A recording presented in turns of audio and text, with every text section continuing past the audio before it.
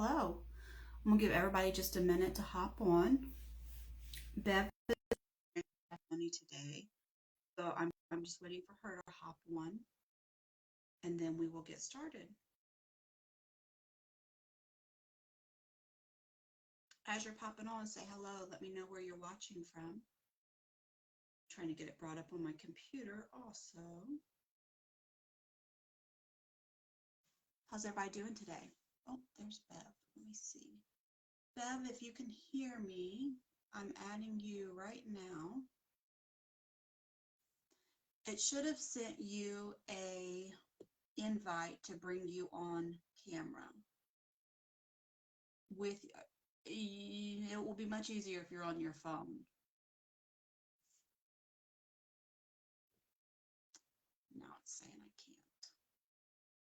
If you don't see the invite, let me know and I will try to send it again.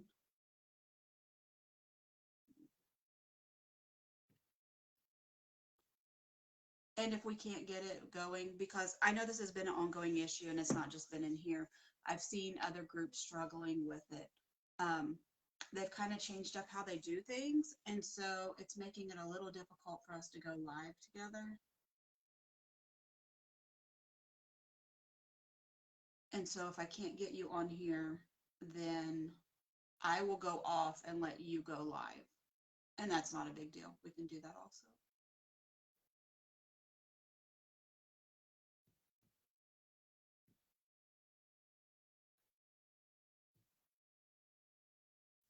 Okay, I'll just give it a minute. I'm not sure if I seen you pop on, but now I don't see you. If you can hear me, it will work better. I know just from us trying to figure it out the other day, it works better if you're hopping on your cell phone. Guys, if we have to end the live, I will have Bev go live in the group. So just hop back on. She has a very powerful testimony. She's not someone that I did deliverance with, but she is someone I met through the ministry, and she has talked to me about, I'm sorry, I'm trying to read comments too and talk at the same time. I should never do that because it messes me up every time.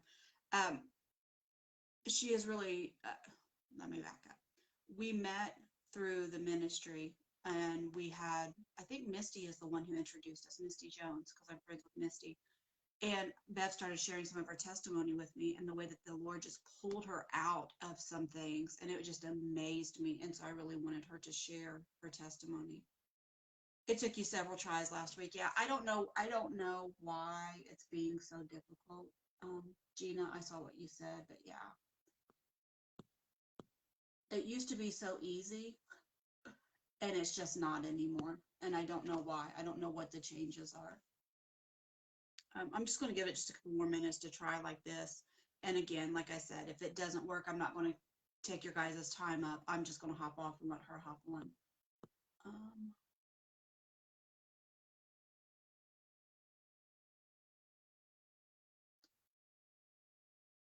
Bev, are you still on here? If you are, say something in the chat.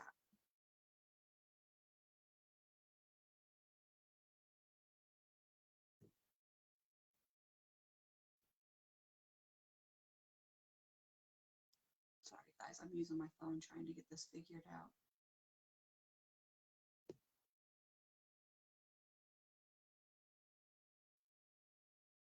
I'm not sure if she's still on here or not.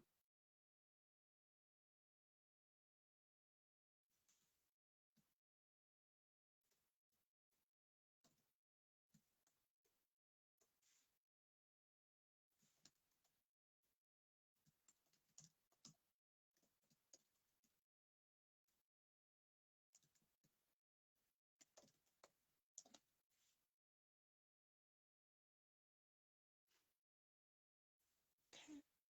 I'm sorry, guys. Some weeks,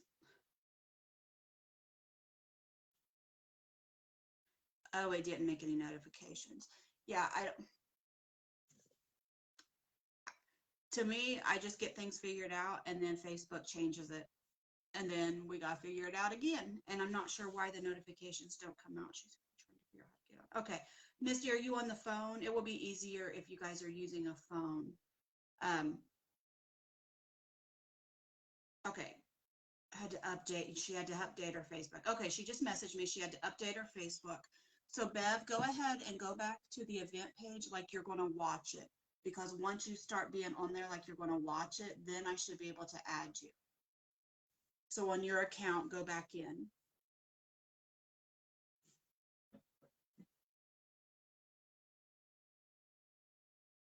What's everybody doing tonight? I'm on my second cup of coffee. At least it's decaf. Glad about that. What's everybody else doing? Where are you guys watching from?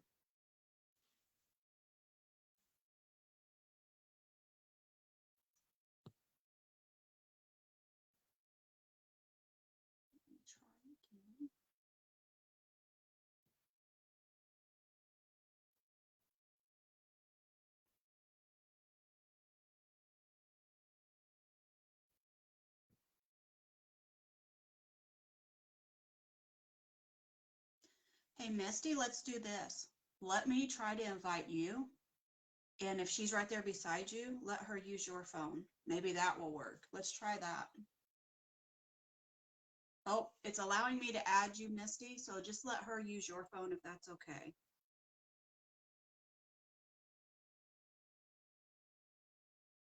For some reason, it's allowing me to do that. I don't know if that works for you guys, if she can use yours. It's showing that it's allowing me to add you. It should be sending, oh, there you are. Take my phone over there and use it. I can see you. You're on live now. Yeah. Take my phone with you. Okay. Sorry for the issues, Bev. We'll get it one way or another. Okay.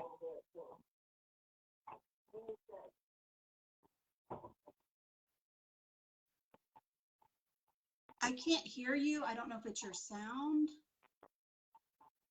I'm not sure. You may need to turn your sound up.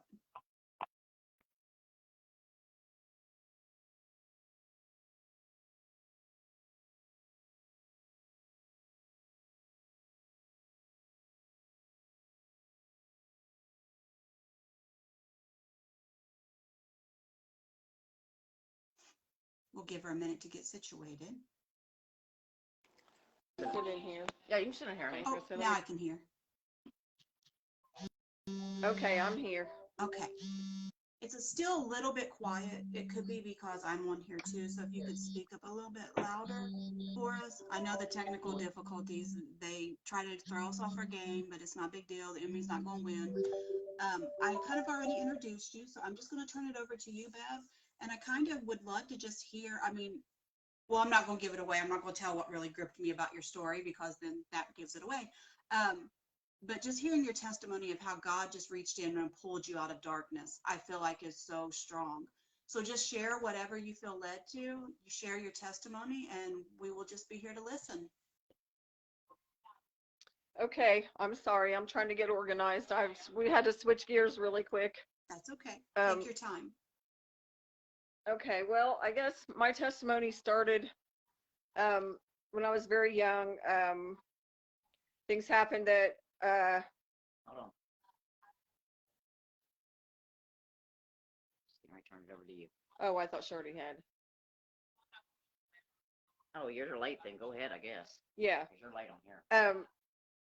As a very, very young child, I went through some sexual abuse, and then my biological dad, and Nicole, I haven't told this portion of my testimony. You've never heard this. My biological dad and my mom split when I was a very tiny baby, and I had a brother by that dad, and the person that I was abused by, my mother also had a child by him, and so she realized what was going on, and so she moved us completely away from that situation. Mm-hmm. And we met the man, she met the man that she married that raised me and my brothers. And he was a great man. He was a hardworking man, but he was also an atheist. He didn't believe in God. We went to church when we were young, and my brother got spanked at church because he accepted the Lord as his Savior. And when he came home and told my dad was just upset. He was very upset with the pastor. He called the church and he made such a big deal out of it that he was so upset that the pastor allowed my brother at the age of 6 or 7, around that age, to make such a decision without parental guidance or something like that. He was very upset. And so my brother got a spanking over it because he should have known better.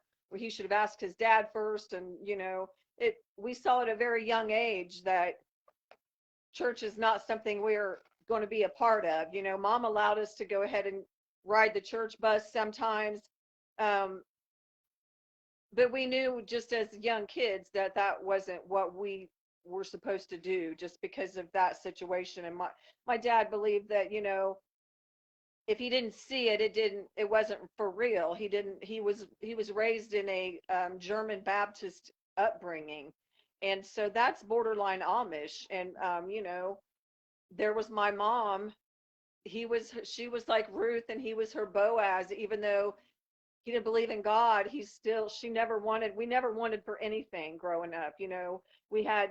We were raised on a farm. He taught us how to live off the fat of the land. He taught us everything except about God. And so we just grew up lacking that. We never wanted though for anything. When I turned 18, I moved out, and I did my thing, what 18-year-olds do. I graduated high school a year early and I went to cosmetology school, and I had a career completely lined out ahead of me. And I had a dream, I got married, I had a family. And about that time, along came a friend who told me that she was doing a tarot reading, and the cards told her that she had a friend who was a witch, and she could only conclude that that person was me. And so I was immediately intrigued by what she was saying. I very quickly found some identity in what she was saying. Um, it it was appealing. It made me feel appealing. I quickly latched on to those. The enemy knew what to tell her to say to me, so that I was immediately hooked. I mean, it didn't take very long. And I was reading the cards myself. I had my own deck of cards, and there were rules, and there were birds I now had to start paying attention to, and stones I had to pick up and think about the metaphysical properties of all these stones, and all this stuff that I was slowly but surely finding my identity in things that were not of God. And I started buying books about witchcraft. I started reading books about witchcraft. I didn't want to be a black witch. I didn't want to practice black magic because I knew that was wrong. That was of the devil. But I was a white witch. I did only good things, and I was like the Glenda the Good Witch or whatever. I didn't manipulate people. I didn't manipulate I manipulated energy. I thought I was doing things like that, but then, now that I know what I know it was the enemy. Yeah. And his wiles and his tricks, and he was very deceiving. But I believed because I found my identity in that, and it was comforting. And I was somebody. Shortly after I picked up the cards, my marriage fell apart. My husband, there was also marital rape in our marriage. There was cheating. He left when my daughter was not even 1 year old. He left. And so there was only one thing there for me. It was those cards. They were there. They were there when, you know, I didn't know if I had any friends when he left, because our friends were his friends. And, I watched my white picket fence crumble. It all fell apart. And I didn't realize the timing. I can look back now and see the timing. It all started to fall apart as soon as I picked up those cards. Wow. You know, I mean, in my own personal life, Yeah. um, I remember my children. My son is 33 and my daughter's 31. I, my son and my daughter, through the grace of God and God only, were saved and baptized into churches at the age of 13 and no 15 and 17. While I was reading tarot cards, my children, through the grace of God, got involved with church. My son actually had gotten in trouble, and while he was in detention, he found the Lord. Wow. And so when he came out of the detention and out of all the trouble that he was in one time, he only got in trouble one time in his life, but it was his saving grace, because in that situation he found the Lord. And so he was saved and baptized. And then my daughter, I my daughter, my son has and I have reacquainted our mother and son. He's very close to me. We're very close. We were always very close. I never did any of the witchcraft in front of my kids. They kind of knew that I did the cards, but they didn't know really what it was about. I didn't expose them to that, thank God. It was always just a rule. It was one of the witchcraft rules. You never expose your family for some reason. I never knew what that reason was. I mean, now I know the reason, because it was not my family to expose. It's God's family. And he didn't want his family exposed to such. So I was the one exposed. And I never tainted them with it, thank God, only because of God. So my daughter, we don't talk. I message her at least once a week and tell her I love her and I miss her. But it was very hard for her growing up, being a Christian teenager and having a mother that was a witch and read tarot cards. And I partied and I did things that I didn't party around my kids. I had every other weekend when they would be at their dad's, so I was a decent mother. I loved my kids very much. My goal as a mother was to make sure that my kids were not exposed to any kind of situation where there could be any kind of sexual abuse. Um, that was my goal as a mom. And so when I came to Christ and I asked God to forgive me for the kind of mother that I was to my kids, how I could ever possibly make that right, and that I felt like I just completely failed as a mother. And God said, "You didn't fail as a mom. Your goals were just a little bit different than what had every other mother's goals were, but you didn't fail because you accomplished what you needed to accomplish." And my children were never compromised in that way. And I'm not saying that that was my mother's fault, because it wasn't. She had to work and things just, the enemy is always lurking and waiting for an opportunity. So I just suggest and tell people, be very careful who you leave with your children with, no matter what you think. If a child is apprehensive and saying, no, no, I don't want to go there, I don't want to stay, please listen. Please listen. Please listen, because there's a reason they don't want to go. And it's the people that you least expect. um, Strangers, obviously, and so much trafficking and things like that going on now. But I'm talking about the good touch uncle, the bad touch uncle, those kind of situations. Don't put your kids in situations like that. It's just not worth it. It's just not worth it.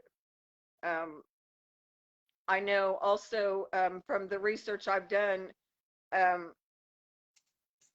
80% of women that, or men also, men and women that were sexually abused as children, grow up to become drug addicts.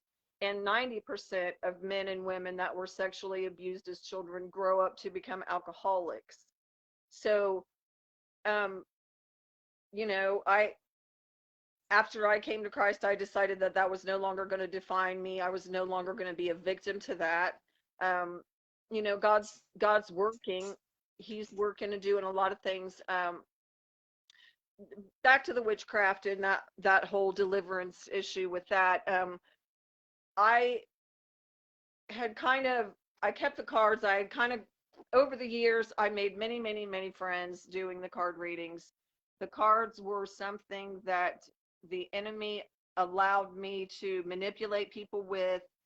You know, if anyone offers you a card reading and tells you that it can change your life and it can do this and it can do that, it'll do all those things, but it's going to be the devil doing it, not God, and not the person that's telling you what you want to hear, because it's not the person that's talking to you, it's the enemy. It's the straight enemy. He controls the cards. They're tools of iniquity. He is completely in control of them. Um, I can tell you a little bit about how they work.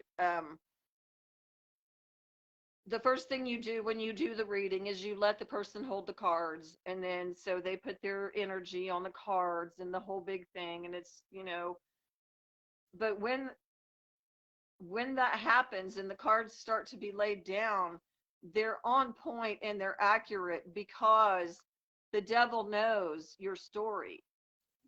The devil knows your story. That's how he knows where to put the cards. He sets the deck, okay? And if it hasn't happened in your life, once the cards are laid down, it's going to happen. It's not going to be good. There's going to be an option. You're going to have either do the right thing or do the wrong thing.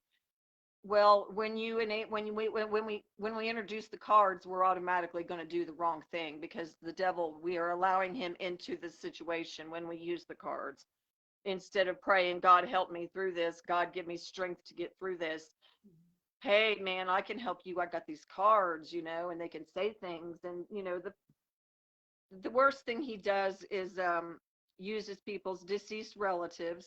You know, there's only one way somebody could know by a deck of cards your past grandmother's hidden secret that I could see in the cards and tell you. That's not how it works. It's the devil himself telling me what to tell you. And so he's sick and he's manipulative and he's a liar.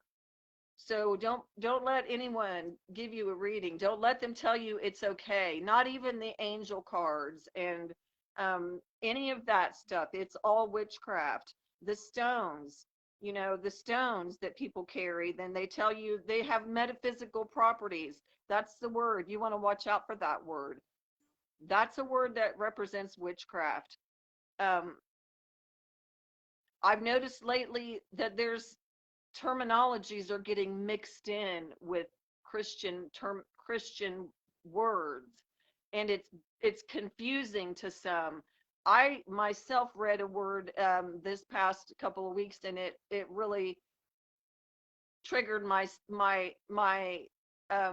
delivered witch, or my deliverance from the witch person. It really kind of triggered that because the word was cleansing, and I thought, what do you mean cleansing? um, I know that when, you know, we bring items into our home that may have been used, we don't know how they were used. We don't know what they were used for. Those are the kind of items we don't even need to bring in our home. If there's any question about those being used in some type of witchcraft or ritual, anything, it's not worth it. Don't pray over them and bring them in your home. Just throw them away. It's not even worth it. Now, if it's a piece of furniture that your grandmother had and it's important to you and it's ancestral furniture, those are the kind of things that we pray over. And the word, I know it's probably in Deuteronomy, if I remember right. I have an issue with the word cleanse. The word needs to be pray over. We need to pray over those things. Cleansing is a big misrepresentation of it. Cleansing is things we do with sage in witchcraft. Salt is what we use to cleanse things in witchcraft. We have to be careful of the words we use and the things we do, because the enemy is just looking for one way in. If he just has one thing, and I know it seems extreme, I know it sounds extreme, but for me personally, in my past, I feel like I owe God extreme. You know, In witchcraft, when I was into the witchcraft, the birds were something that were very significant. The crows in particular. I live near, there's a lot of trees in the area where we live. There's a lot of birds everywhere. And so I wake up in the mornings and I hear the crows, and it had been for like 2 weeks straight. And the crows automatically make me think of the enemy. That was the bird that was very significant. He even had me, believing that I had a spirit guide called Old Black Crow. I mean, he went all the way with this black crow thing. So that's one of the things that when I wake up and I hear the crows crow, I always have to tell myself, it's the enemy, don't even pay attention, and I feel like I don't, I prayed to God before I got out of bed. I said, God, please, I'm so sick of hearing the crows. In the Bible, they're more referred to as ravens. God, and the ravens were significant in the Bible, but I'm talking about what the devil did with the crows in my witchcraft days. So I prayed for God to please make it stop. And so for the last 2 weeks, every morning when I wake up, I hear songbirds. I love that. Yeah.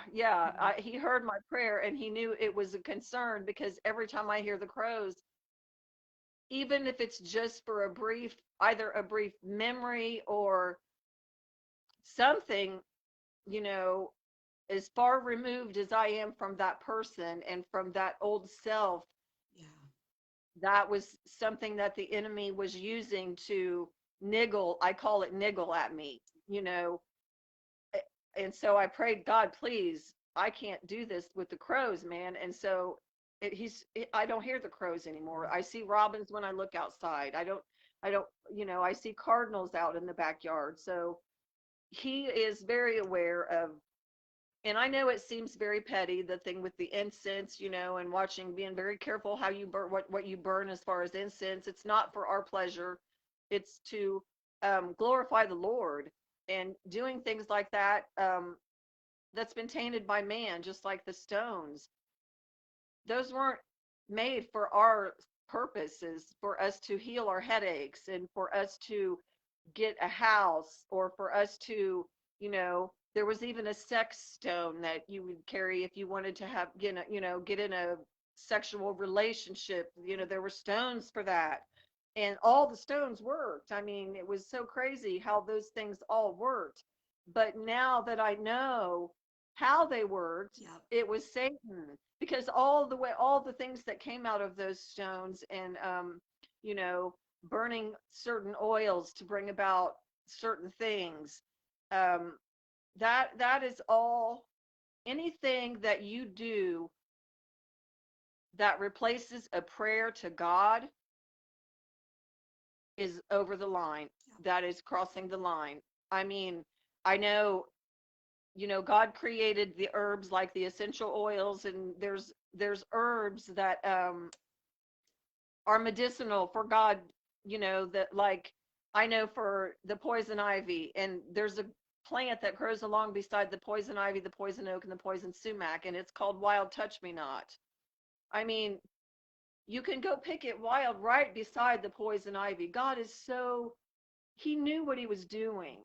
So I know that there's things that are in the Bible that talk about, and I really don't know a bunch about the oils and, the scents that were, I just know what they were in the witchcraft, and like the sandalwood. I don't know if that's a scent that is godly. I really don't know. I know that it is used in witchcraft, but I know there are some, I know frankincense and myrrh, obviously, those are godly incenses. That's what gifts were brought to baby Jesus. And so, I mean, as long as you're using it to glorify God, we have changed so much of everything and made it for self, made it all about us, my satisfaction. I'm not sleeping good, I'm going to slather on the lavender essential oils. And, I know that maybe God created lavender for that purpose. I don't know that he didn't, you know what I mean? Because lavender is what they say relaxes us and helps us, it helps us relax. And that is a plant.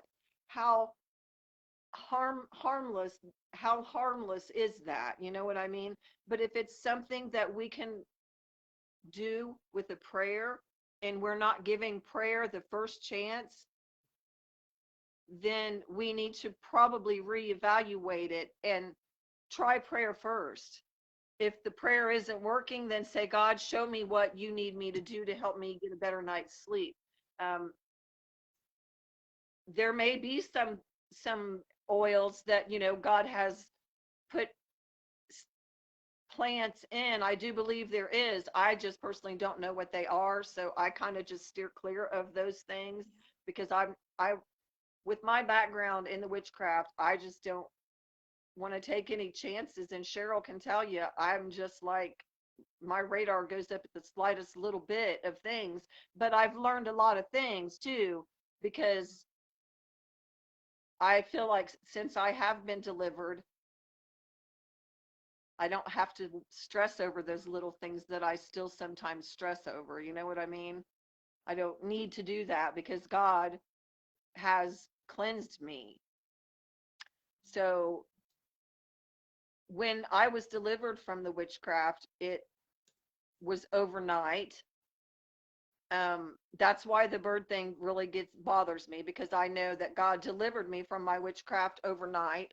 Not my witchcraft, but from the enemy's witchcraft. I know he delivered me overnight. Um, I used to wear a ring on my finger, and I had the ring on my finger for 30 years. And I remember when I put it on my finger and I decided it was my silver witch ring. And so I had after God had given me this glorious vision, um I took the ring off my finger in my sleep and laid it on the coffee table. And when I woke up, I grabbed the ring because I was like, what am I doing? Why would I ever take that ring off? I was still, even though God had given me a vision of the light, I was still clinging on to those stupid cards for some reason. That was just like the one thing that I knew that was subject to threat, but yet that's what my identity was. And so it was really one of those things that I thought, you can have everything else, but you're not getting my cards, Cheryl. It was Cheryl that was after. And let's So let's tell real quick who Cheryl is. So do you want to give a little Sh- rundown of who Cheryl she is? Cheryl is a woman who has been a mentor to me and a sister in Christ, that I don't think I would be where I am today without Cheryl. She helped me with when God gave me this vision, he started just revelation after revelation started coming to me. And I saw glimpses of what's beyond the veil. I saw pieces of heaven. God just gave me visions and just stuff that I didn't know what to do with it. And if it hadn't been Cheryl there to explain, I saw just a mountain that was in the very distance, and it was a huge mountain, and it was covered in ice crystals, and it was really sparkly and shiny. And then I saw it just crumble and it turned into just a waterfall, a beautiful crystalline waterfall on this giant mountain. And I stopped dead in my tracks, and I just told Cheryl what I was seeing. And she said, God is showing you living waters.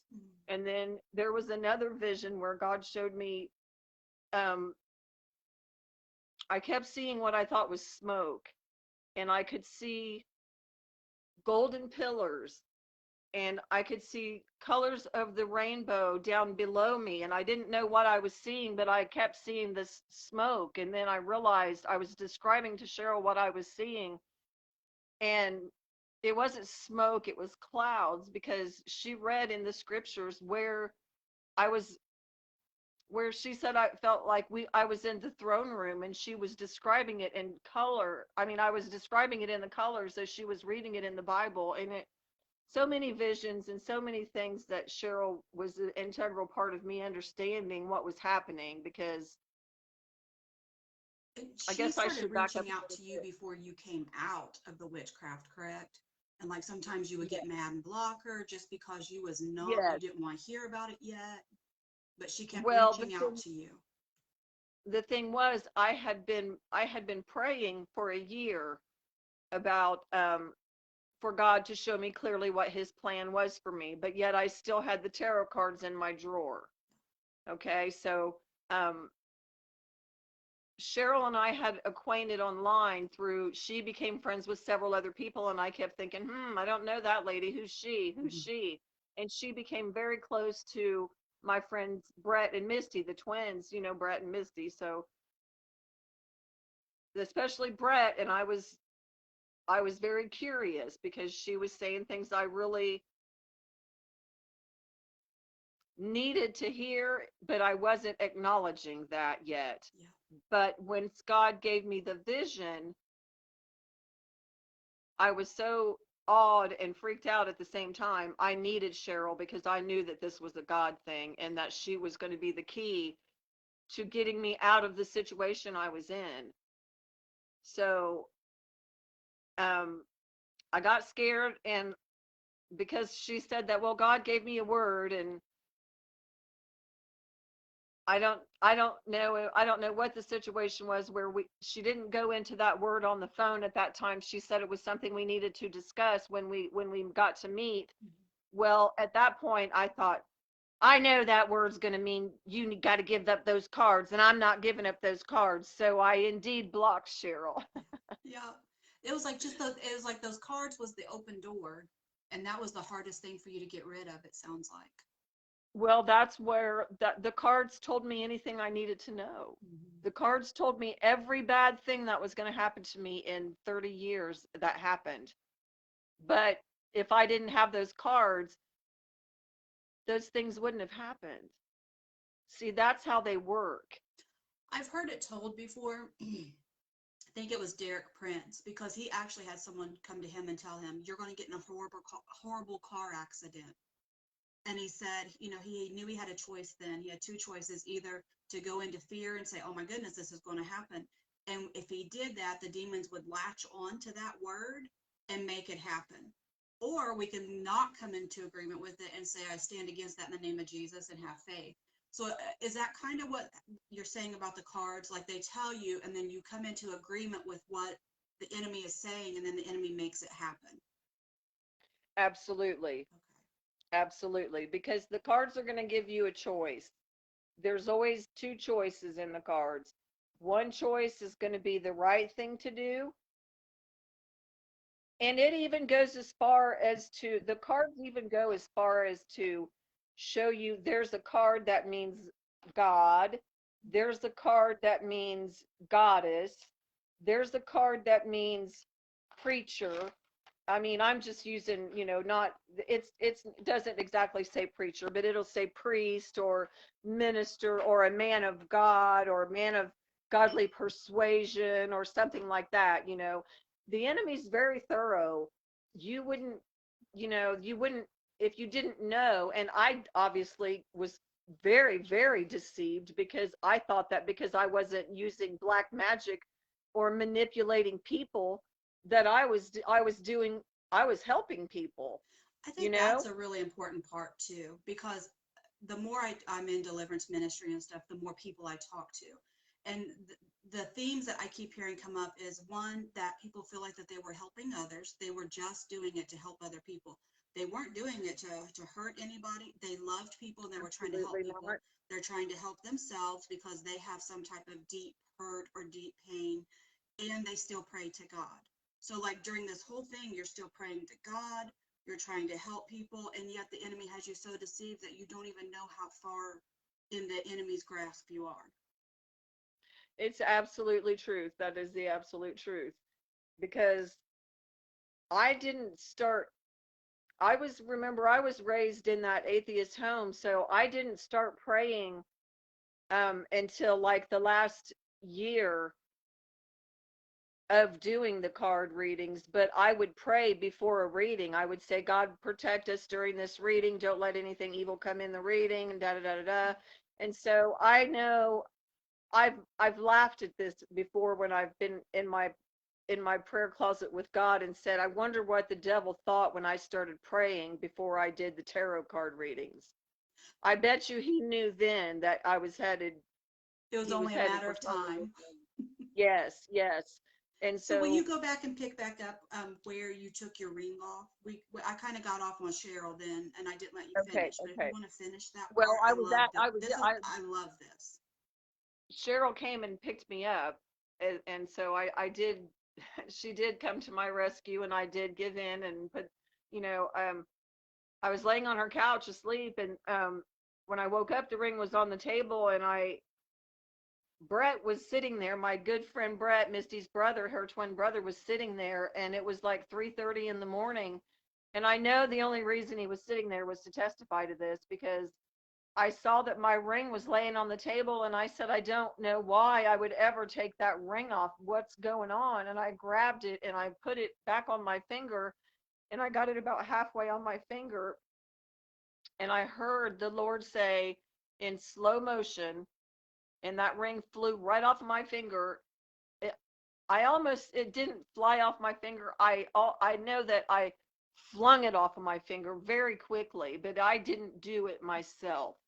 And I heard God say, no, don't pick it up.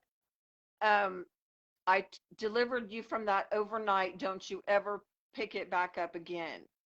And so I knew right then, and my life was so different from that moment on, when I knew that God had finally taken that darkness off of me, and my life was so different. That's why I could see everything so brightly. When I started getting visions from God, he started handing me, I mean, just showing me stuff.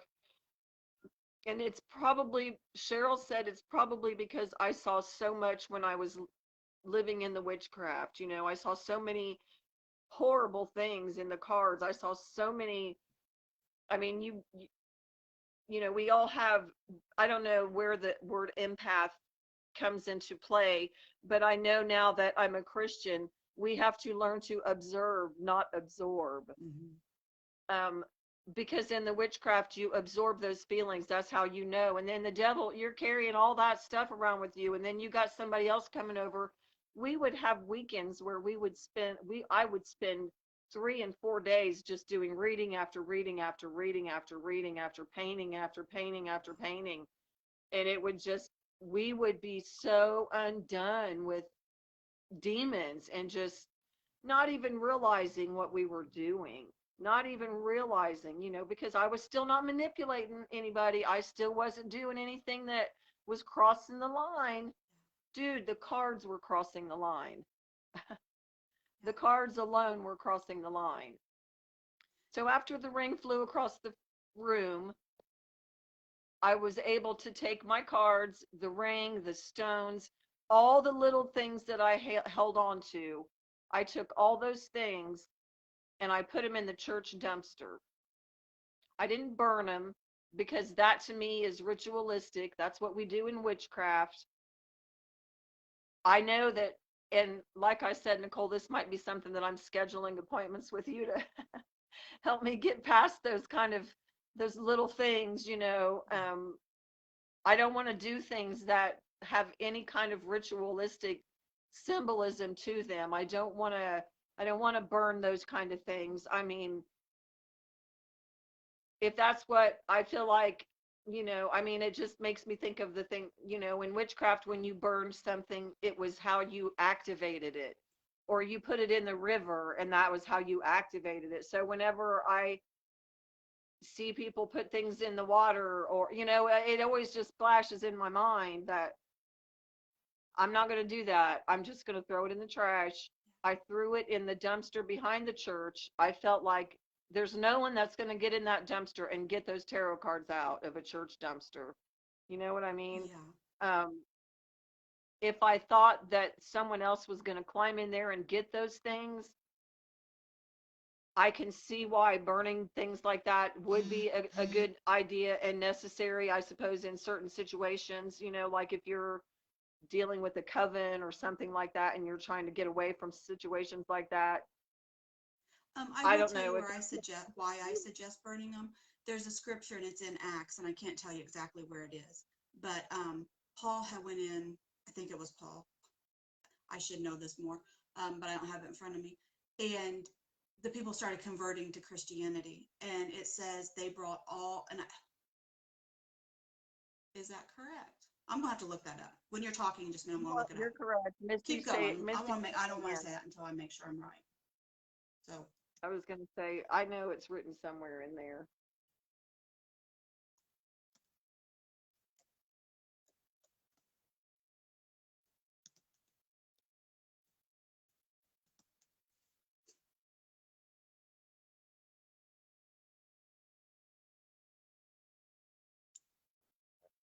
Yeah. It's Gina says it's Acts 19:9. Nicole. Acts 19:9.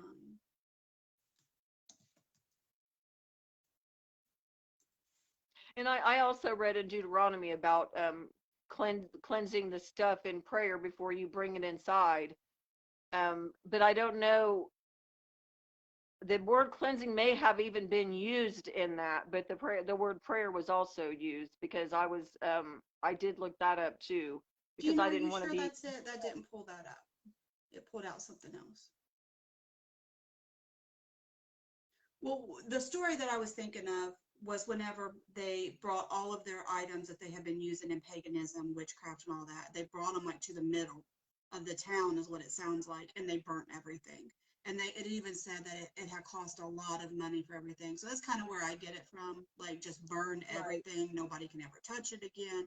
But I see what you're saying as far as it feeling like it's very ritualistic. I get that completely. Um, Right. but I just wanted But you to see, know that like like I that's said, not where I'm coming from when I tell people to do that. well, that's probably in that category of things. Like with the crows, I'm eventually going to have to. I want to see what Gina's saying here. Is Many of that them also 19:9? I'm not. starts brought their books together and burned them before all men, and they counted the price of them and found it 50,000 Yeah, pieces that's of exactly silver. the one I was looking for. I didn't see it as Acts 19:9 though when I looked it up. Acts 19:9 said something different online, but this could just be messed up. What I'm looking for. And so I guess that 1919, yeah. Oh, And so 1919. Gotcha. Gotcha. Okay, right, thank you. Yep, that's it right there, exactly. And they burned everything. So that's kind of where I get that from, like just burning everything. If you have anything in your home, take it out and burn it. And also just the idea of it being destroyed. It can never ever be used right, again. right. So Nobody can someone else find it cannot and ever those types use of it things. But again. again, I get what you're saying. Like I'm not discounting at all what you're saying. I just wanted to explain where Well, that comes from, that it isn't like I'm not it wanting people might to do be. any type of ritual with it. I'm not wanting them to do anything specific as they're burning it. Like it's not about that at all. It's about destroying it so that it can never be used by the It can't enemy be used again. again. And And it that's might it. be one of those things that I'm going to have to eventually, I won't be so self-conscious of those things like that, because that's kind of like the birds, you know what I mean? It's just one of those things that I'm just going to have to, I mean, I know it's not any kind of stronghold or anything like that, because I've been, that's another thing about my deliverance. It was immediate or overnight, or you know what I mean? And so sometimes that makes it difficult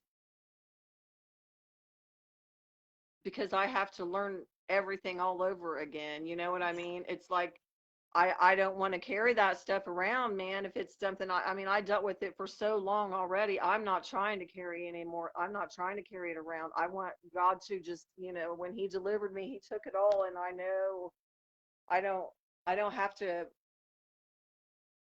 think about any of that weird stuff anymore. That it was just that it's who my identity was in that, that weird stuff and that witchcraft. It was just horrible. And I understand that completely because there's things in my life that people think that I take to the extreme. And I'm like, when you was as bound as I was, and I know you was too, I'm not saying I was bound more than you. That's not what I'm saying at all. But I just mean people like on the outside, they will think that I'm extreme about stuff. And I'm like, well, when you was as bound as I was, you will stay. Like if the line is here that I'm not supposed to cross, I'm going to go 5 miles behind the line because I'm not getting anywhere near it. And so I get that completely. And I think that part of that is just you learn as you go. I really like what Ashley said. Bev, I don't know if you've seen this, but I want to read it. She said, just wanted to let you know that you are not alone with the triggers part. We will get through this together. And I think that's awesome. Yeah. Because she's dealt with some of that too. And I think when you come from that type of background, you will recognize things I won't. Like the crows, I had no idea that that was like that is not triggering to me at all. I can walk right by a crow and it doesn't mean anything to me. But because you've practiced that and that was a big thing for you, I could get how that would be a big trigger. Like it's a torment thing. You don't want to be tormented by them. And so the Yeah. fire thing, I get that. Like I could see how that would be an issue and you wanting to make sure that you're not entering into anything ritualistic. So I mean, I understand that. That makes sense. Yeah. But at the same time, I can't let those kind of things become a distraction.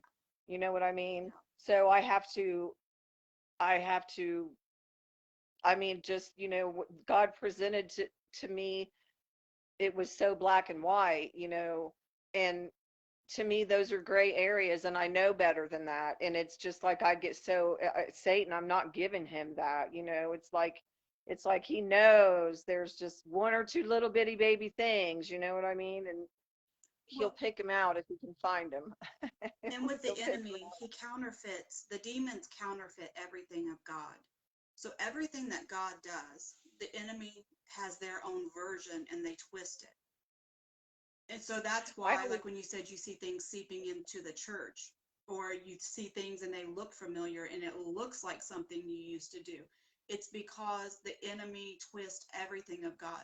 So you have God and you have the Holy Spirit, and you have Jesus, and they have all of the power and the miracles and the anointings and the giftings, all of these things. But then you have the enemy on the flip side of that who mimics the things of God and who distorts the things of God. And so what I'm recognizing is that because of that, sometimes it's very difficult when you see something, when you're just stepped back and you're just watching something happen, like a ministry or what they're considering, whatever, it's very difficult to just sit back and watch and say, okay, is that the Holy Spirit or is that a different spirit? And where is the line and what's been introduced? And even when you hear messages, it will be like, wait a minute, there's something off about that. And then trying to pinpoint what is it that is off. And then you can sometimes go through it and pick, and it's like, okay, that word was distorted. That's not what the Bible says. And so I see that happening a lot in the church. yes, I agree. I agree. There's big things going on in the churches right now, and a lot of it isn't good. I mean, um, some of it is, in my opinion, borderlining on witchcraft. Um, there's things going on in the churches that when I prayed for God to reveal things to me that were done in the dark and being brought to the light, I was not expecting what I was shown. I was not expecting it at all. I never am expecting what God presents to us, when we pray for that. It always shocks me. It shocks me the lesson he's teaching me, or, the blessing or the people he uses. It always is very shocking to me. And so I'm learning about that as far as church, the things in the church right now. I think we all go through that place where we, um, I sent I'm not trying to church bash anything or anybody, but I was hoping that my church would be interested in my testimony, but they haven't reached out to me to give my testimony. So I kind of took that as a big, I don't want to say a big red flag, but it kind of told me that maybe I need to go in a different direction than with my testimony and with what God has delivered me from. Maybe that isn't my demographic, I guess, if they weren't trying to hear it, you know what I mean? Yeah, Um, it's very, very difficult to find churches that are open to talking about deliverance. Very difficult. I see. Well, I didn't know why. I know that I sent it to two of the pastors and they didn't they didn't reach out. So I don't know if they watched, I don't know. And that's okay, because if there aren't seeds to be planted, then God, if I were to plant, we're supposed to plant seeds there, God would have made that arrangement and that Yeah. a schedule. You know what I mean? God will open So the it's right been, doors at the right time. Maybe hearts need to be changed a little bit first. I just always look at it, if the door closes, it wasn't my door to walk through. God will make right. the right connections. And I don't spend a lot of time trying to figure out why that wasn't a connection. I just go on to, okay, God, that wasn't it. So where do you want, you know, because Well, I'm choosing my words. I'm always so careful. But, and I love the church. It's not that I don't. I love the church. I want to see the church free. I want to see the church wake up. I want to see the church step into being who we've been called to be. And the Lord lays the church as a whole in my heart a lot. I mean, even just this morning, I was in prayer and it was for the church. And there's just so many that are deceived, so many that don't understand how demonized Christians can be. They don't understand the need for deliverance for Christians. They don't understand the footholds we allow to our lives through the enemy. And there's just a lot of deception and blindness where they just don't see yet. So, yeah. I'm shocked. I honestly, I'm just going to be honest. I'm quite shocked, because I felt like, I'm one of the newer ones in the church. I, and I'm not trying to, put people up on a pedestal, but I, I would have thought that the elders, I don't know. I was just, I mean, I don't know. I guess the term church hurt is recently came across my lips a couple of different times, and I'm not trying to be that person, but because, we're trying to keep moving forward, and, I can't, I can't judge and all that. So I'm just trying to dust it off and move on, and go where God leads me to go. And I feel like this has been okay. I mean, I've been to a couple of different churches with a couple of different friends, and it's been really good. And I've, you know, um, this the women's conference, that was amazing. There's been some things that have kind of, God's opened my eyes to. We are the church. Yep. It's not the building. You No, know what I mean? And so it's the I people. didn't. Yes, I mean, he's showing us, he's showing me those things. When you ask, he will show you things that, I mean, he's just amazing. I would like to talk a second, if we have time, about my the vision that God gave me. Yep. Um, I was living in a situation with a boyfriend, and he had a child, and we were living in sin. We were not married or anything. And I'd been living there for a year. Cards were tucked in a drawer. I hadn't used them, but I still had them. Um, I was sitting on my bed one morning. It was about 7:30 in the morning, and a bright light. The room got really dark, and a bright light started coming towards me from all the way in the very distance. And I knew something was happening. I didn't know what, but I knew something was happening. The room was dark, and I started hearing this bright light that I could see in the distance. Started, like, it sounded kind of mechanical, and it started slowly coming towards me. And I was, at that point, I knew something was going on that wasn't normal. And so I was like, God, I know that's you. I knew it had to be God. I just had a feeling. I just sensed in my heart that it was God, and I was very overwhelmed. This light just kept coming towards me and getting brighter and brighter, and it actually had to move over to the side of my view field of vision, because it was so bright I could no longer look at it. And the humming got louder, but yet it was a comforting sound. I didn't know what the noise was I was hearing.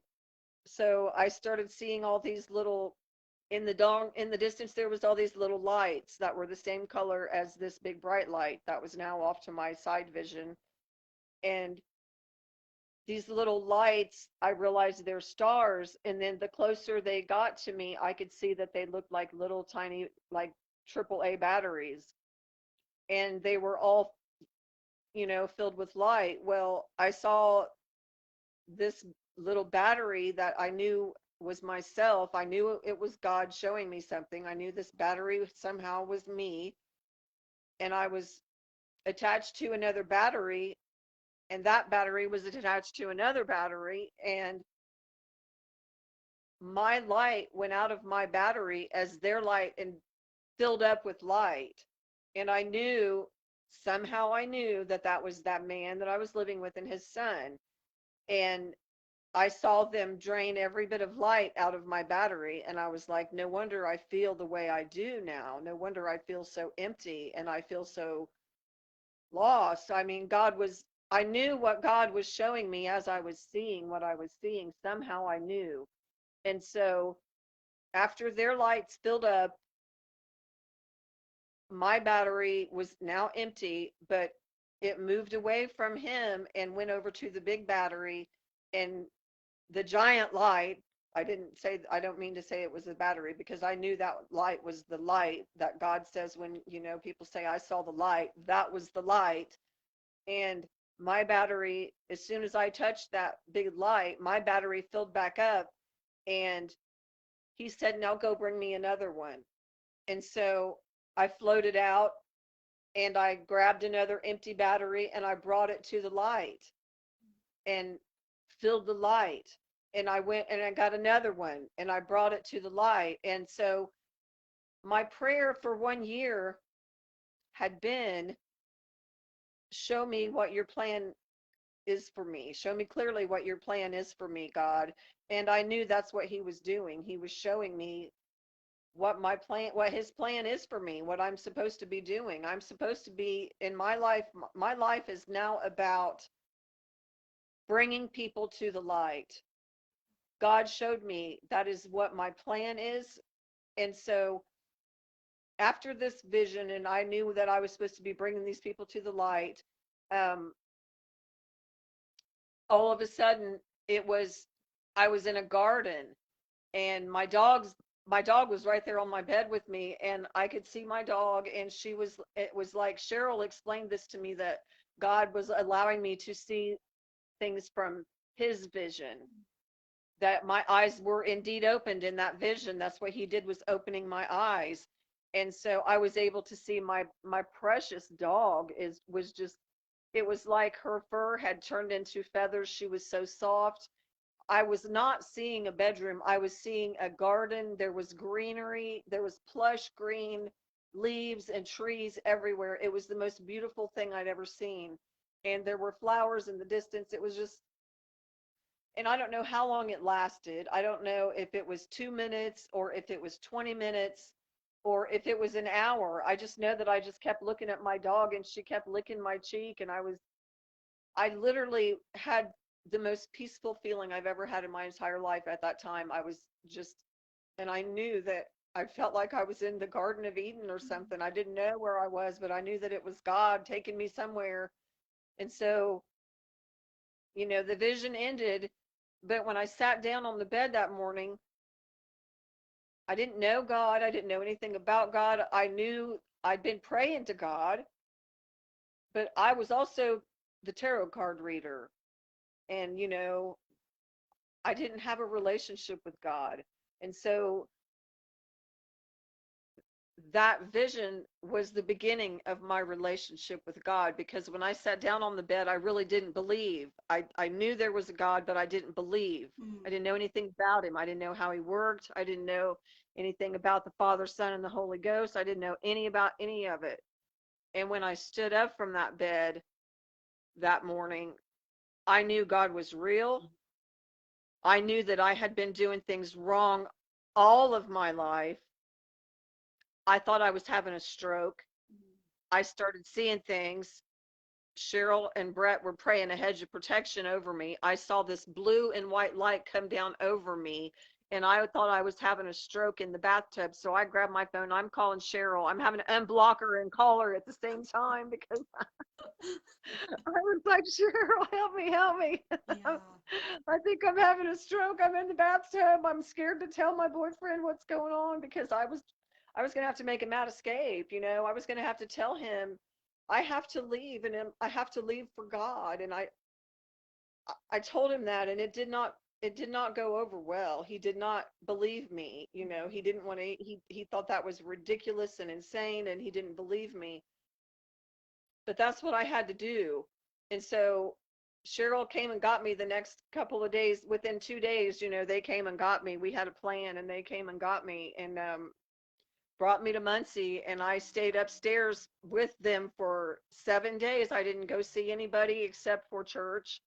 I went to church with them every day. I did everything that, because I was so confused. I was no longer the same person. Yeah. I mean, I was not the same person. I didn't know what was going on with the visions. I mean, I knew it was God. I remember walking across the apartment upstairs and Cheryl said, Bev, the Bible's a true story that still holds true for us today. And I stopped dead in my tracks and I said, what do you mean? You mean it's for us today? And when she explained that to me, yes, it's just like there's lights just started coming on. Wow. And then I knew, oh, Satan, you son of a gun, you have I realized the capacity or the depth of what he had done to me as these things started unfolding. You know what I mean? Yeah. As God started showing me vision after vision, I realized that the devil had me so twisted. I have, I had I lost years to my family. I lost years with my family to drug addiction because of the enemy. You know, um, I lost, I was homeless. I lived in cars. I slept on couches.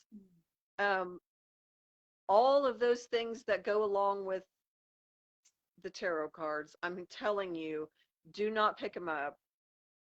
And there's something new that the kids are doing nowadays, and it is called the Christian witches. Those words don't go It, together. it's a complete contradiction in itself Yeah.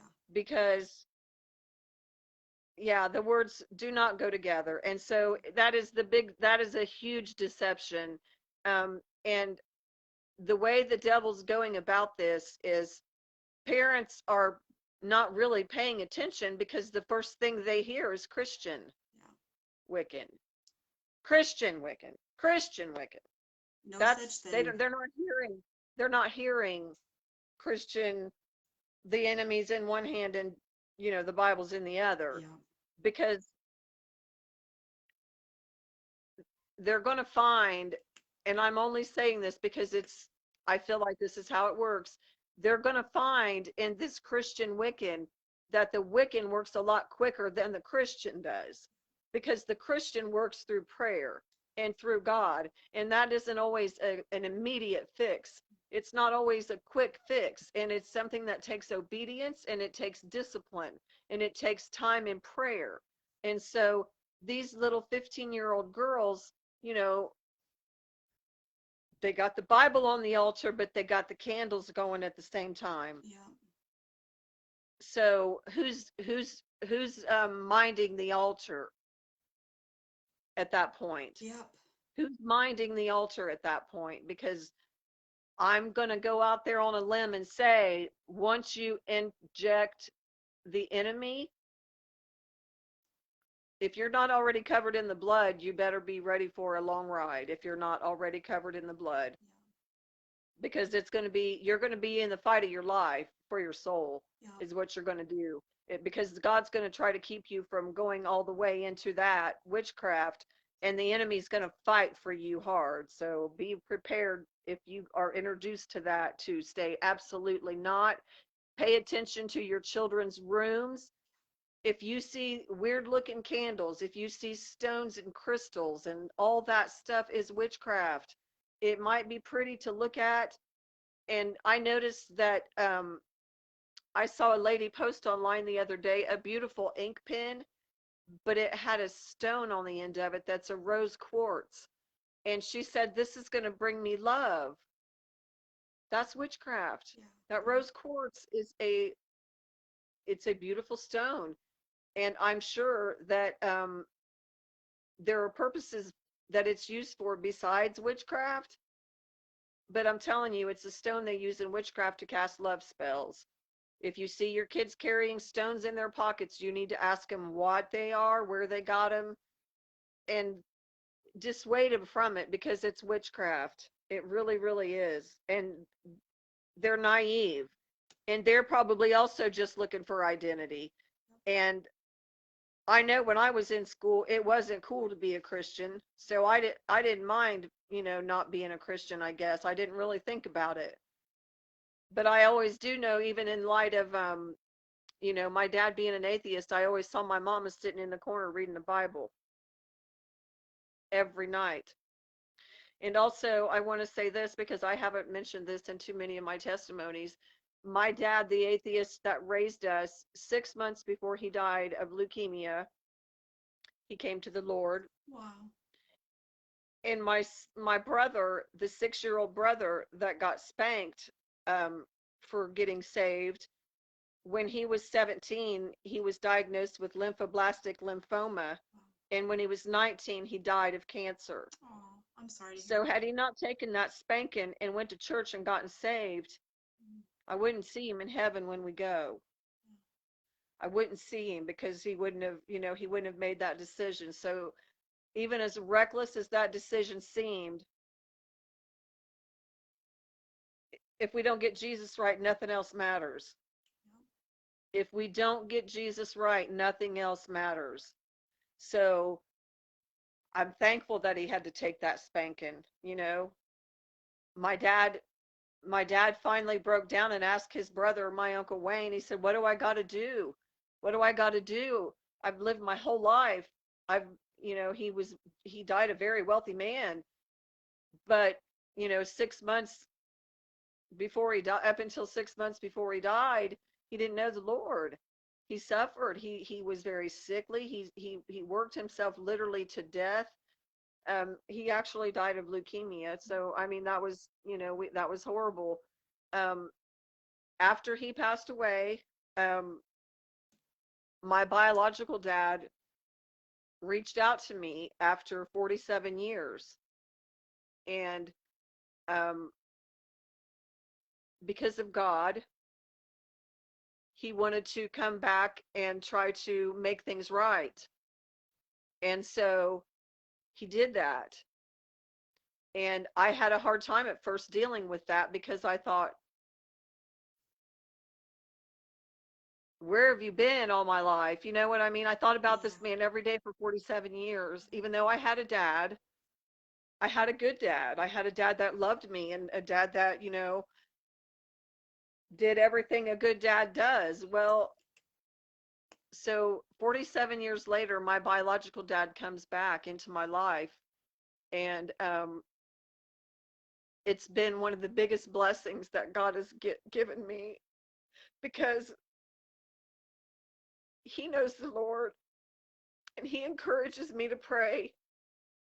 He encourages me to give it to God when I have a hard time giving it to God. Um, when coronavirus started in 2020,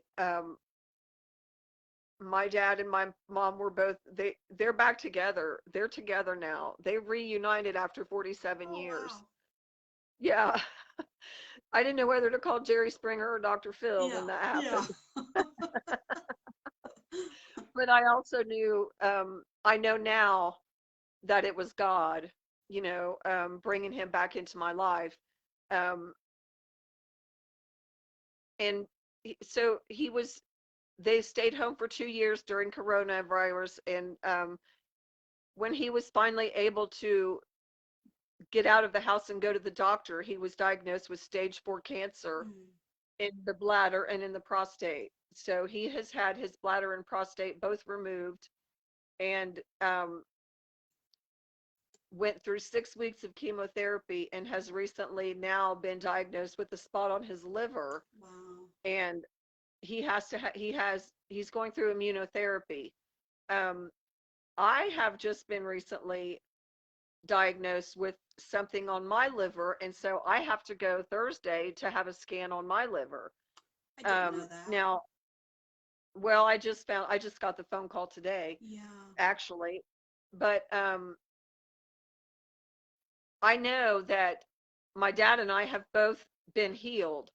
I know that God placed a healing anointing on me for my dad and for myself, and I know that this is the enemy, um, using whatever he thinks he's got left to try to. I know this is just the enemy. I know it's the enemy. Just trying to I know fight what you. God said. Yes, I know what God said, and I know that we're both going to be. This is a distraction that the enemy is sending, and so I could just, prayers, please, for my dad and for myself for Yeah. both of those, things that we're going to be dealing with. But I know God moved. I know that he showed a clean bill of health until very recently. So I know it's the enemy, and like I said, I know that he's running out of things to dangle in front of me. So Um, I um I I could use the prayers for that. But Absolutely. We will for sure, all of us, keep you in our prayers, for you and your dad. Can I read a question to you real quick? There was a question. yeah, I saw that Gina had a question. Yeah. Did you see what it was? No, I didn't see the Okay. question. She said, years ago, I saw this beautiful glass ball on a post in a friend's yard and I liked it. My husband said, "We'll get you one."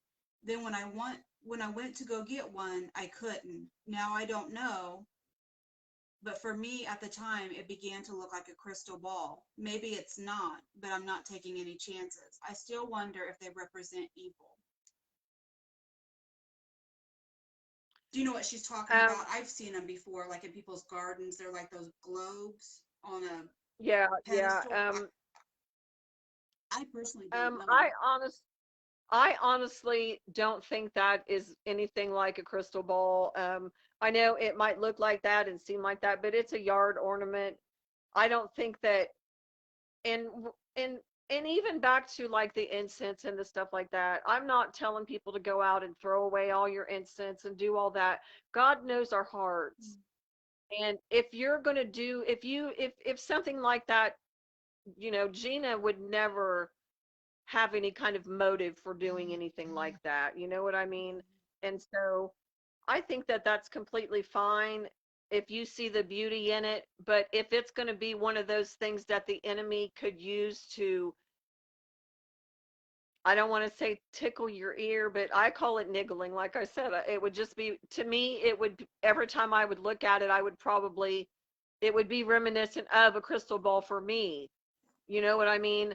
I would probably not think twice about putting that in my yard because I never worked with crystal balls. I never had a crystal ball or anything like that. You know what I mean? So I do know that there's such a thing called scrying. Um, that's something that was done with the crystal ball or with crystals themselves, the big crystals that grow in the ground. Those were tools that were used for scrying. Um, I wouldn't think that would be an issue, Gina. I think that would be perfectly fine. Your heart would not be in any kind of pure, I think, I think they're perfectly fine. I think you kind of hit Unless, on like what I would advise. There are some items that we as Christians should just never have in our home. And I'm going to go really extreme with it. And one is like a pentagram. Of course, we all know the only representation of a pentagram is demonic. We should never ever right, have that in our home. And then let's right, go with the incense. If I'm a person who just likes to burn incense because I like the smell, and by the way, I hate the smell, but if I did like the smell, I had never used them for witchcraft. I had never used them to cover up drugs. I just honestly liked the smell. It didn't mean anything spiritual to me. It was not connected to anything. And I just burnt incense in my home.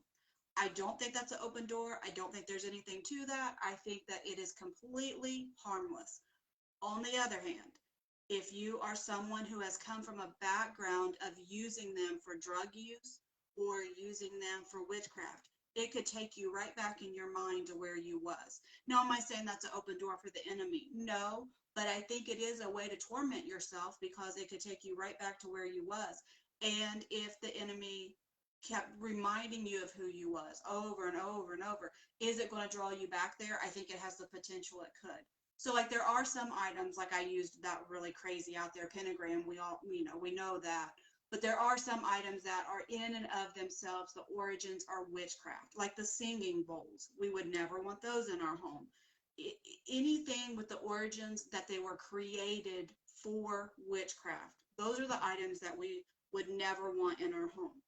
Now, then the other items are items that can be used for witchcraft, candles, there's a whole list of things. So I think it depends on your background and, like Bev said, your heart. What do you assign to that? Some things, it doesn't matter what we assign to it. We could have items that are, the origins are witchcraft and the origins are paganistic, and we can say, oh, well, we just want them to be entertainment, or we just want them to be pretty. That don't matter what we say. If they are if the origins are witchcraft, they're witchcraft, period. But then the other items are, where is our heart with it? And I agree. That's exactly what I would think of. Like, what are the origins, one? And I am very, very big on researching the origins of everything. If in doubt, research it out.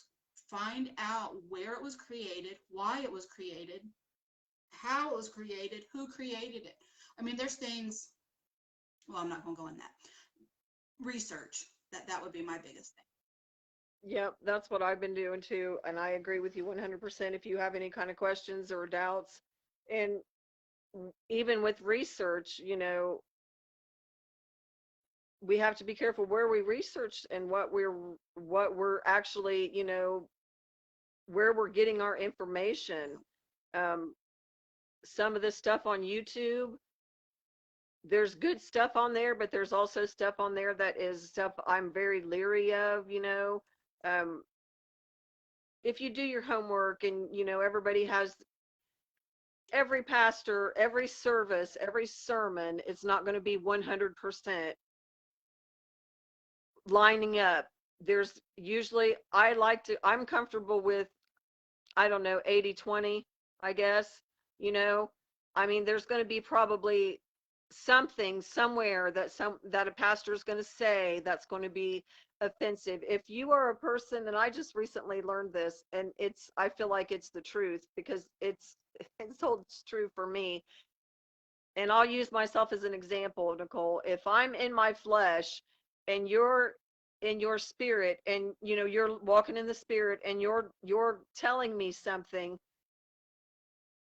I'm more likely to be offended if I'm in my flesh. You know what I mean?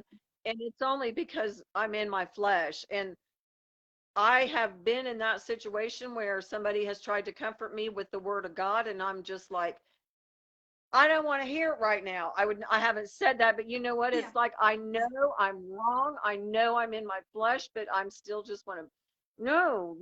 I mean, there are times when I still push back, and it's just like, why do we do that? Still, sometimes I don't want to be that person that pushes back. Well, you already said it. The why is because we get in our flesh and we're not walking in the spirit. Everything in us pulls us towards walking in the flesh. Everything.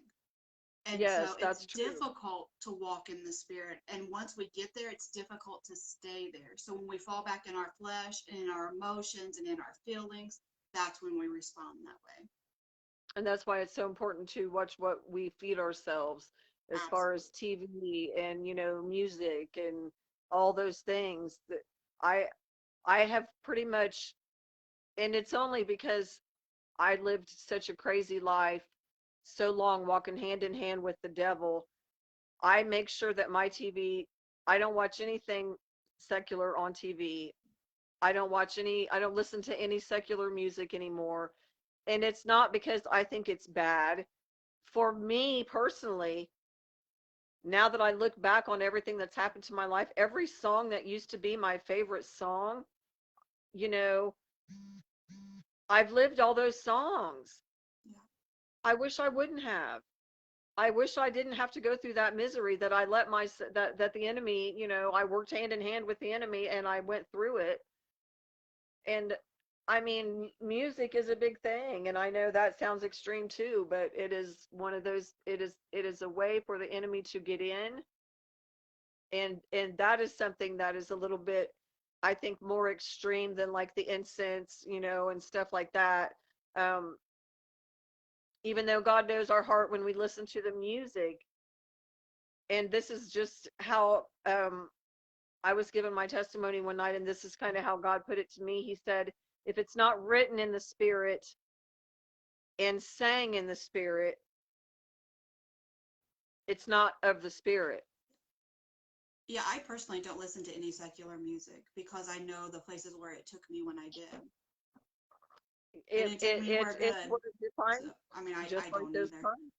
I do want It to read you defined this who real I quick before was. we wrap up.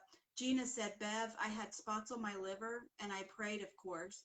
Squeezed lemons and drank the juice. In 3 months, they said my liver was as pretty as a brand new baby's. So, Lemon. lemon water. Or no, she squeezed lemons and drank the juice. I don't know if she diluted it in water or not. Maybe you guys could get together afterwards and find out exactly how much she drank every day. But she's told me that before too, and like her liver was fine. What about um apple cider vinegar, Gina? I know she can't hear me. Someone just asked thoughts on salt lamps. I personally don't know the history of them. I don't know what they're used for. I don't know what the ideas I behind them can tell are. you I would what have the to do I can tell. research. I don't know if you know about them, Bev, or not. Yes, I do. They absorb the negative energy in the rooms, Oh, is what okay. they're designed for. So, in my honest opinion,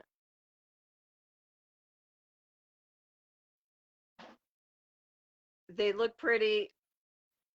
That's what they're designed to do. But also the Bible talks about we're the salt of the earth. Um, so I don't know as far as witchcraft where that falls into that category. Ashley says, "Yep, too close to crossing that line." Is that what she's talking about? The salt lamp? Yeah. Okay. I'm looking it up It real looks quick. like it. It looks like it. Well, you know what, Ashley? Um, I don't use mine, but I don't I don't think I'm going to keep it. I don't use it. I don't have it turned on or anything like that. But that, and I've also decided after we talked about the praying over the cleansing and stuff, I've got some books, like I've got a few Stephen King books that I don't read. I don't read any other secular books either, even Nicole. So um I think I'm going to get rid of those. um I'm going to do a house cleansing after, well, there's the word cleansing again, but I'm going to get rid of some things, and then um Yeah, I would do that. I'm kind of looking them up just a little bit. They do seem to possibly have a scientific background, but I'm just barely looking at it. But then, right in the very next paragraph, it goes into not scientific stuff and it's talking about energy. So, anything to do, in my opinion, yeah. this is me, anything to do with energy, any work with energy, any cleansing of energy, I would not have at all. Nothing to do That's with energy. witchcraft. Yes, that's all. That is Mhm. all witchcraft. I think that anything to do with cleansing the energy, that's manipulation. That's like sage. It's all manipulation. Yeah, And yes, sorry. Kimberly DeLucia, if that's how you pronounce your last name, yes, I agree with you 100%. That's a Yeah, good someone just thing. said they That use salt to soak their feet. To me, that's completely different because salt does Yes, pull out toxins. Like that isn't energy. That's not energy work. To me, right. where you get into dangerous territory is when you Oh, I start doing see. any type of energy work. Like I take a bath in Epsom salts. I'm not cleansing energy. I'm not cleansing nothing, Right. but I'm That's a physical. detoxing I think that's a scientifically to healing. pull out Yes. toxins from my muscles. The doctor has told me it's not there's scientific value to soaking in it because it pulls out toxins. Now, I wouldn't put a ring of salt around my home to protect it from the demonic because that then is where you're stepping over the line and getting into Right. We used to do that in witchcraft. Yeah, Yes. yeah. Okay, I'm seeing Gina's answer now and stuff. So I can message her about that if I have questions. But she's saying, oh, wow, because yeah, that's some of the stuff that they're checking for. And it's Yeah. so weird because they keep asking me about cirrhosis and I've never been a drinker. So it's Yeah, just, I just feel like this is all, these are all words that the enemy is, throwing up there. So, um, because I used to drink a little bit of the apple cider vinegar every morning. And I've quit doing it, so I just wondered if she knew about that, but I see that she had, so. yeah, you guys should really talk and find out exactly how she used it, how much, and then, because again, that's scientific, you know, Right. there are things that we have been given that are absolutely health benefits of natural things. And when you're doing it from that standpoint, but the thing is, again, we're not cleansing energies, we're not doing anything with chakras, we're not doing anything with auras, none of that stuff. Oh, no, All of no, that, no, you're no, no, stepping no. into a place where you don't want to go. But if something has a Right. scientific value, like lemons, it's been known to cleanse kidneys. It's been known, I didn't know about the liver part. I had no idea about that. But I do know, like, even my doctor will say it helps cleanse the kidneys. It helps them filter better.